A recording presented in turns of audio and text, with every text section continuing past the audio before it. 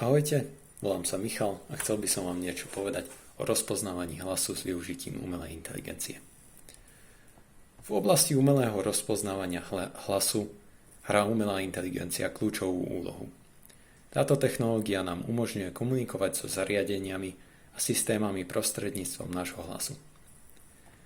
Využíva sa v domácnostiach prostredníctvom smart asistentov, ktorí dokážu porozumieť našim príkazom a následne ich aj vykonať.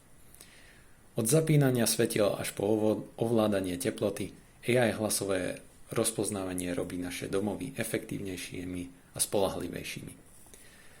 V oblasti mobilných zariadení môžeme vidieť vývoj od jednoduchých hlasových príkazov k sofistikovaným virtuálnym asistentom, ktoré neustále zdokonalujú schopnosť rozpoznávať rôzne dialekty a akcenty. V profesionálnom prostredí je rozpoznávanie hlasu využívané na automatické prepisovanie rozhovorov a stretnutí, čo šetrí čas a zvyšuje efektivitu komunikácie.